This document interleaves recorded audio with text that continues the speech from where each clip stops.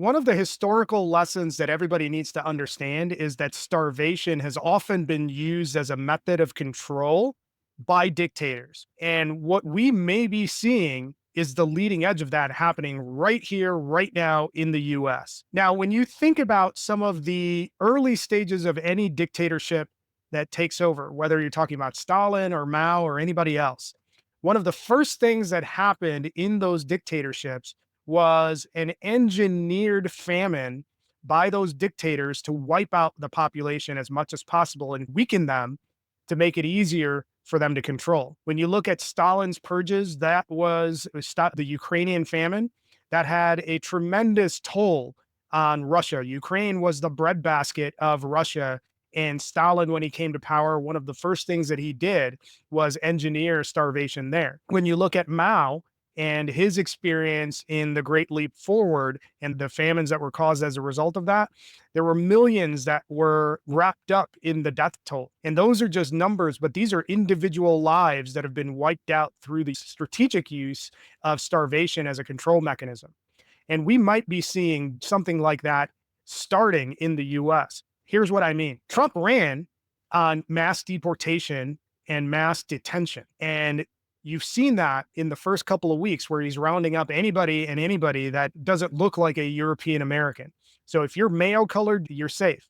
If you're any other shade other than Mayo, you are getting wrapped up and rounded up and potentially sent off to who knows where as part of this exercise. And he's doing this all the while that farmers and agriculture and construction and all of these industries that rely on migrant labor for survival are saying this is going to be an economic disaster. Data shows that somewhere in the neighborhood of 60 to 70% of all agricultural workers are migrants. And what happens if they don't show up to work as a consequence of these raids that the Trump administration is doing? You literally have crops rotting in the field, and crops rotting in the field is what happened in Stalin's era, is what happened in Mao's era, and every other dictator that used starvation as a control mechanism. That's one piece of the puzzle.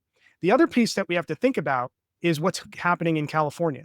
What did Trump just do? He just, quote unquote, opened the faucets, opened the pipes, and let out an insane amount of water and just let it go to waste. Now, California produces somewhere in the neighborhood of 13 or 14% of all the food that we eat. And their water conservation policies are designed to cope with the long, dry summers that they have. And what did Trump just do? He just wasted an immense amount of water that was banked for use in the summer. That's going to have consequences. One of the things that we have to think about in terms of the current situation in the US is that 70% of the population is living paycheck to paycheck. In addition to that, there are millions of people in the US that are 3 days away from rioting due to food insecurity. So if we have massive amounts of crops that are rotting and dying in the fields and not being brought to market, and one of the largest food producing states has been kneecapped due to Trump's mismanagement and waste of water, and that results in food shortages, what are we in for? We are in for weaponized starvation. Given the systematic and aggressive attacks on the pillars of what American society looks like, it's not that surprising to learn that the food supply is another system that is under attack by the incompetence of this administration. We're in for some rocky times, and the quicker that we mobilize and encourage our elected officials to defend the Constitution from this brazen coup and this weaponized incompetence, the better off we're going to be. Otherwise, we're looking at an alternative that is similar to what Stalin put into place and what Mao put into place.